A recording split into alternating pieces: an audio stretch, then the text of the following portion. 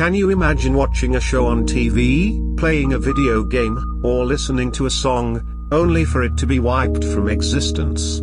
That's what lost media is. For many pieces of media, this is the case, as many of those produced in the early days of technology have sadly become unavailable to the public, despite many efforts to recover them. Here is a list of 5 pieces of lost media that people would love to be found, due to the high amount of publicity each had. The suicide of Christine Chubbuck. Easily one of the most disturbing pieces of lost media, the footage of Christina Chubbuck's suicide has been long sought after by people after it made headlines across the world. On the 15th of July 1974, news anchor Christine Chubbuck shot herself in the head live on air at WXLT-TV after a long battle with depression.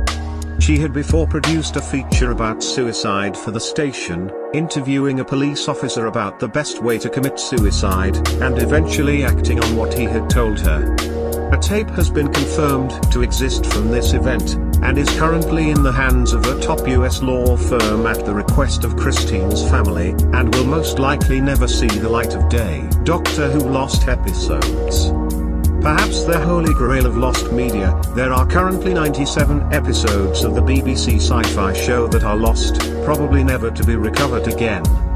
The show, which began in 1963, was never expected to reach the popularity it has done and was therefore treated the same way as many other shows at the time. It was shelved in the studios of BBC after broadcast, and later wiped, for the film reel to be reused for other broadcasts. Since a public campaign by the BBC began, many episodes from Doctor Who have been recovered, either through a donation from private collectors, or overseas broadcasters who purchased copies of the program to distribute to their television networks, although many of these reels are heavily edited due to broadcast time constraints or censorship, or even damaged. As a result, it is highly unlikely that the currently lost episodes will ever be seen again, although the good news is that they are survived by audio recordings and studio stills, allowing for reconstructions of each episode to be made. TV8 Kids Fun Festival, Pink Morning Cartoons. First uploaded by YouTube user Jenkum as a 1-minute excerpt titled, in 2007, the search for the Pink Morning cartoon, as it was known back then, began. Initially believed to be fake, the Pink Morning cartoon was later discovered to be called TV8 Kids Fun Fest and was a Christian educational kids cartoon that featured on public service broadcasts of the WNJLP network based in Ohio. So, why is it such a valuable piece of lost media? For more than 10 years, the internet was stumped as to who created it, where it came from, and why it was made. That was until a series of Reddit QAs with a YouTube user and a friend of theirs led to the discovery that the series was made by Reverend Ella Flowers, and the remaining tapes of the series went missing and were presumably destroyed after Reverend Flowers' unfortunate death in 2017. Eurovision Song Contest 1956 and 1964 video recordings.